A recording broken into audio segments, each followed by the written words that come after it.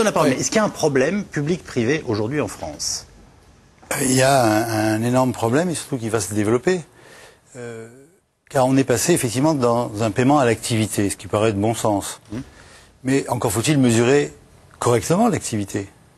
Alors évidemment, on peut mesurer assez correctement une activité chirurgicale bien définie, moyenne, stéréotypée. Mais c'est très difficile de mesurer une activité complexe de recours sur des malades qui ont des polypathologies, notamment de médecine, âgés. Et donc l'activité de l'hôpital est très mal prise en charge par ce système. Je prends un exemple évident. Oui, voilà, donnez-nous un exemple précis pour qu'on comprenne bien. Évident. Un malade précaire qui ne va pas rentrer chez lui facilement, il coûte en moyenne 30% en plus. C'est pas pris en compte dans l'activité. Les urgences non programmées, ça coûte 60% en plus, parce que quand vous ne programmez pas une intervention, évidemment, les rendez-vous, les examens, tout ça, ça va coûter plus cher, 60%. C'est pas pris en compte. On dit, mais on pourra corriger, on pourra rectifier. Mais on est quand même payé à cette activité. C'est pas dans le système. Alors, on pourrait multiplier le recours. Je vois un malade parce qu'il a été vu déjà 2 fois avant et on me l'adresse. C'est pareil qu'un malade qui est beaucoup plus complexe. Alors, le résultat de ça est simple d'ailleurs, hein.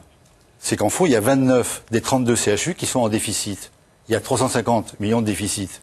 Pendant le même temps, la Générale de Santé, elle a pu faire des bénéfices et verser 420 millions à ses actionnaires. Donc oui, c'est bien parce qu'il n'y a pas de comptabilité analytique dans les hôpitaux qu'on est en partie dans cette situation. Si les hôpitaux avaient vraiment une analyse précise de ce qu'ils font, ils gâcheraient moins. C'est pour ça que les cliniques, dans ce sens-là, sont bien plus efficientes. Parce que pour une production identique, elles rentabilisent au maximum. Est-ce qu'il faut qu'on vous offre des comptables, André Grimaldi? On est au cœur des rapports. Il y a deux niveaux de discussion. Il y a un premier niveau qui a été soulevé par Claude Le Pen, qui est dire au fond, et je serais prêt à souscrire cette idée, c'est bien qu'il y ait un système multiple, avec une gestion privée, une gestion publique, ça a des fonctions différentes. Au fond, une gestion privée peut dire on travaille un peu comme à la chaîne, comme dans une entreprise. On va faire qu'un type d'intervention, mais ça va être fréquente, la cataracte, et ça va être optimisé, le coût du soin, pour une population très large, une demande très large. Bon, très bien. La question n'est pas celle-là.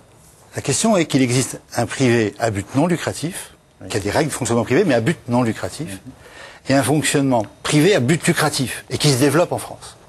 C'est-à-dire qu'il y a des gens, des actionnaires, en quelque sorte, qui ont une rentabilité de l'argent qu'ils investissent, qui amènent les actionnaires de la Générale de Santé, qui n'ont rien à voir avec les professionnels que nous sommes, ni gestionnaires de la santé, à recevoir, parce qu'ils ont de l'argent, 420 millions d'euros de déficit, au point que le rapport Larcher s'en inquiète. Et dit, attention, il y a des fonds d'investissement qui arrivent, qui font en gros que de l'argent spéculatif. Je viens d'apprendre que dans un groupe de cliniques, Vitalia, qui a 44 cliniques en France, un des fonds d'investissement, Blackstone, a dit se retirer pour faire la plus-value et partir. Donc le rapport Larcher dit, il faudrait que la Caisse des dépôts investisse pour qu'on ne se trouve pas tout d'un coup dans une région complètement démunie. Donc, alors je dis là, attention, ce système d'un public à but, un privé à but lucratif n'a pas de justification dans un système solidaire. C'est-à-dire qu'en tout cas, nous devons le limiter. Pardonnez-moi, si je vous écoute, éviter son développement. Il va fonctionner comme n'importe quelle entreprise privée, dans la mesure où évidemment, en fin d'année, ce qu'on voit, ce sont les bilans, et on dira, bah, elle est très bien cette clinique. Exactement.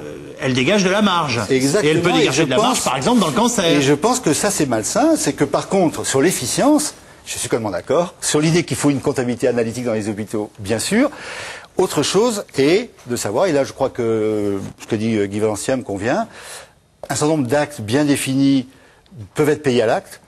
Et par contre, des prises en charge de maladies chroniques, qui est le grand problème de santé en France, doivent être fort rurales. Mais moi, je suis un praticien de terrain, si je puis dire, donc je n'ai pas une vision globale.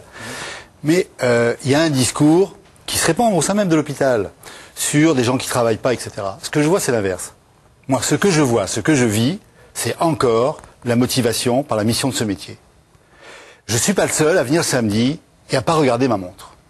Je ne suis pas le seul à terminer mes consultations à 20h le soir, et j'ai des collègues chirurgiens pareils. Alors, je ne peux pas répondre en termes statistiques. Ce que je vois, c'est quand on dit, il y a des gens qui ne travaillent pas, je dis, mais qui sait? Alors on me sort le cas problématique qu'il y a dans toute collectivité humaine, dont la femme s'est suicidée, etc., etc. On me sort 2 cas, bon. Mais quand je dis à la Pitié-Salpêtrière, qui sait qui fout rien? Ben, on ne voit pas. Moi, je vois que si on était payé à l'acte, mais alors il faudrait tripler nos salaires. Nous, on regarde pas notre montre. On est là, parce que c'est ça qui m'a beaucoup choqué ce que vous avez dit. Au fond, c'est les malades qui sont en face de nous. Moi, quand j'ai une diabétique en face de moi qui vient avec sa mère, qui a 25 ans, et qui a un diabète mal équilibré, je dis, elle va terminer en dialyse. Je passerai le temps qu'il faut, mais il faut la sauver de là. Bon, c'est ça qui a fait qu'on a choisi ce métier. Alors, je veux que cette valeur-là, elle reste la valeur sur laquelle on mobilise les jeunes et pourquoi on fait ce métier. Ça fait presque si on dit que désormais, quelque part, si on dit désormais que la valeur c'est l'argent, si c'est ça la valeur, si vous êtes bien, si vous gagnez beaucoup d'argent, alors je crois qu'on va avoir des catastrophes, notamment dans le système de santé. Et moi, je regarde autour de moi, je regarde les rhumatologues, je regarde mes amis hématologues, je regarde les maladies infectieuses chez Bricard. Tous ces gens-là sont sur le pont. Quand nous avons eu une crise d'interne, nous sommes passés en première ligne parce qu'il y a les malades.